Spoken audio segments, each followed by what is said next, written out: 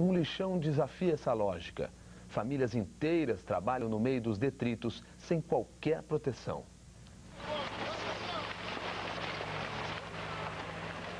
...250 toneladas de lixo são jogadas por dia nesta área de Carapicuíba, na região metropolitana de São Paulo. Nas favelas que vão se multiplicando na vizinhança, hoje moram cerca de 1000 pessoas. Garimpando material reciclável do lixão, sobrevivem 100 famílias. Pessoas como este homem, que diz ser professor desempregado. Mas atualmente a porta está fechada para mim mesmo. Agora a porta está aberta aqui, realmente aqui. Entra todo mundo aqui, né? O que nós, para trabalhar, para conviver, entra todo mundo aqui. O crescimento do desemprego tem feito com que esse trabalho duro seja disputado e até valorizado. Tem medo que fechem o lixão, tem algum problema? Você estava falando, vamos fechar, estou fazendo essa matéria porque você tem medo disso? Nós temos, não é só eu, várias pessoas aqui de dentro têm. Porque, que nem eu te expliquei, não tem outro meio de vida, não tem outro trabalho, se fecha, muita gente vai passar fome. No meio do lixo, trabalham mais de 40 crianças. Com jornadas de até 11 horas, elas catam latas para ajudar as famílias. Umas continuam na escola, outras pararam. Do lixo tiram tudo. A roupa que vestem, os brinquedos para as horas de lazer e também o alimento de cada dia. O que você achou aí? Coca-Cola. Isso aí você vai tomar essa Coca-Cola? Quanto vocês acham uma Coca-Cola assim? Vocês tomam a Coca-Cola? Sim. Você acha que o que você tira daqui para comer é bom para comer ou pode trazer doença? É só quando tá bom, né? Nós não catamos as velhas. Não sendo perecível, já o esgoto, o alimento não perecível, a gente aproveita todos. Nas férias, as crianças passam um tempo maior no lixão. Acidentes acontecem. A garota conta que perdeu o irmão. Tá pegando o telão, né? Aí ele escorregou por baixo da roda e a roda passou por cima da cabeça dele. O lixão foi condenado pela justiça a 7 anos porque está em local impróprio. Até agora, a prefeitura de Carapicuíba já recebeu multas no valor de R$267 mil. O prefeito disse que tentou negociar com a CETESB a construção de uma usina de compostagem para o tratamento do lixo. Foram indicados 4 locais, mas a CETESB não aceitou, alegando que estão em áreas de manancial. Criar problema é muito simples. Eu quero que dê a solução. Existem 3 indústrias que podem fazer a reciclagem do lixo. E eles reaproveitariam, então, esse pessoal que está trabalhando? Exatamente. Nos próximos dias, a Associação Brasileira de Advogados Ambientalistas vai entrar com uma representação no Ministério Público. Um acordo entre município e Estado devidamente homologado pelo Judiciário e uma autorização legislativa pode ser obtida no espaço de poucos meses. Basta apenas que haja responsabilidade do poder público e vontade política do mesmo. Enquanto as autoridades discutem de quem é a responsabilidade pela solução do problema, as crianças continuam trabalhando e brincando em condições subhumanas. Ajuda, Alan, ajuda eu pegar agora. O Jornal da Cultura termina aqui. Em nosso planeta, existem muitas regiões que apresentam condições pouco propícias para a sobrevivência da grande maioria dos seres vivos. Essas regiões podem ser naturais ou ambientes de tal forma alterados pela ação do homem que se apresentam muito hostis para o estabelecimento de novos habitantes. Porém, existem algumas espécies que são capazes de suportar essas condições que o ambiente oferece e iniciar a colonização de regiões tão desfavoráveis. Essas espécies são chamadas espécies pioneiras. Uma área de cerrado desmatada é uma região de solo arenoso, com poucos nutrientes, onde a temperatura do solo varia muito e o vento e a chuva carregam grãos de areia, alterando ainda mais as condições desse solo tão pobre. Com o estabelecimento das pioneiras, o meio começa a sofrer algumas modificações. O material orgânico proveniente das plantas pioneiras que morrem começa a se acumular no solo, aumentando a quantidade de nutrientes, ao mesmo tempo permitindo uma retenção maior de umidade. Com a sombra da vegetação pioneira, diminui a variação de temperatura a que o solo estava submetido.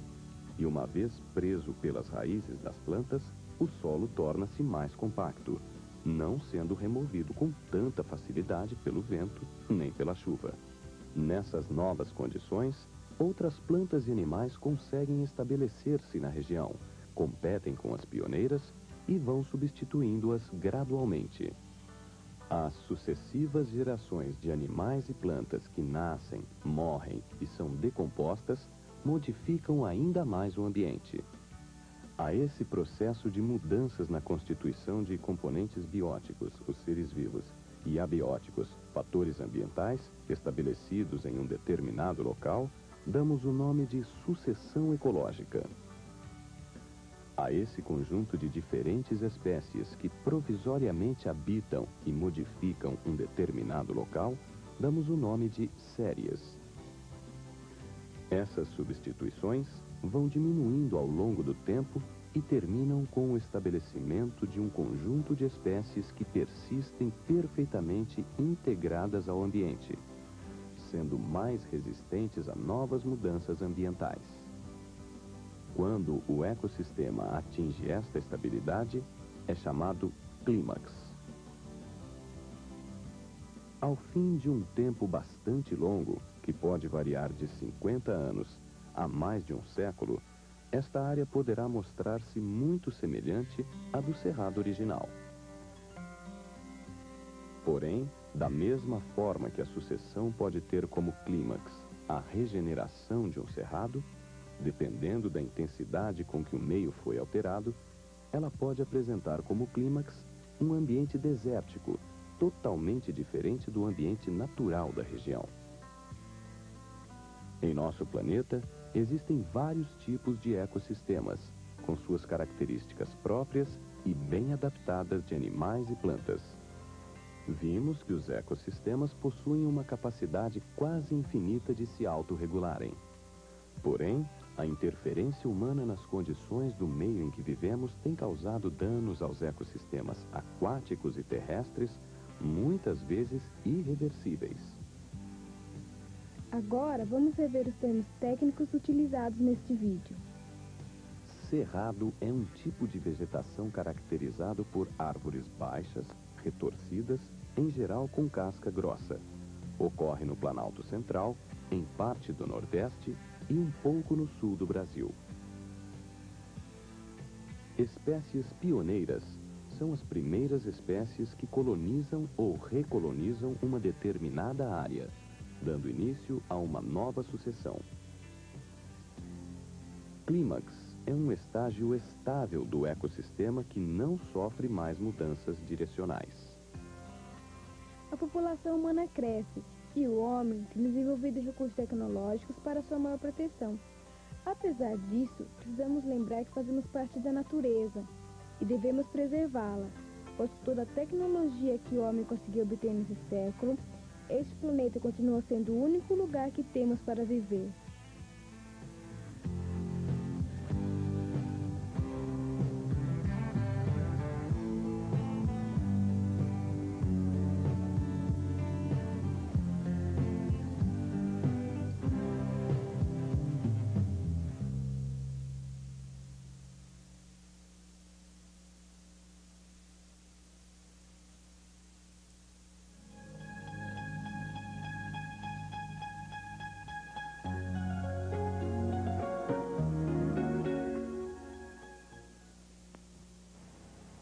Desde as primeiras civilizações, o homem se pergunta qual a origem da Terra e como se formou a vida nesse planeta.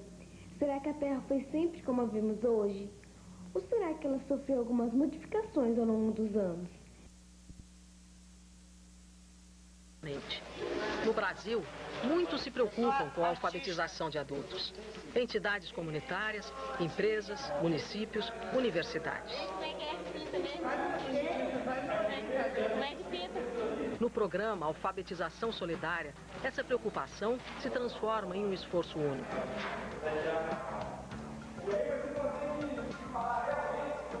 nós programamos um curso exatamente para atingir aqueles que não têm chance de se alfabetizar. Olha, é uma iniciativa que tem a marca fundamental da Comunidade Solidária, porque ela é uma iniciativa de parcerias para resolver um problema muito localizado, muito importante e que exige uma ação urgente.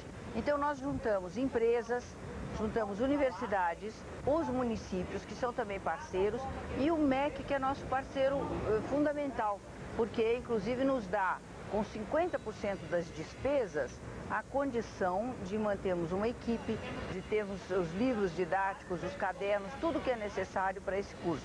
As universidades que trabalham voluntariamente, o professor vai uma vez por mês para avaliar o desempenho dos alfabetizadores, faz uma capacitação desses alfabetizadores que leva 20 dias dentro da universidade, eles são transportados para a universidade, e depois a avaliação final do curso.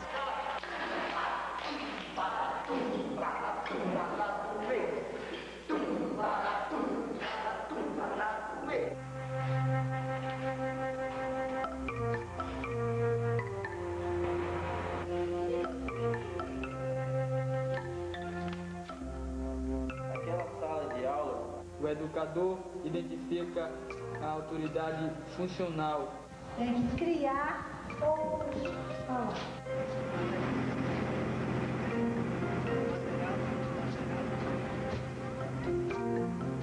Um dos meus maiores sonhos é em alfabetizar essas pessoas que precisam demais da nossa ajuda. Praticamente as pessoas que têm, como eu quero dizer, um pano nos olhos.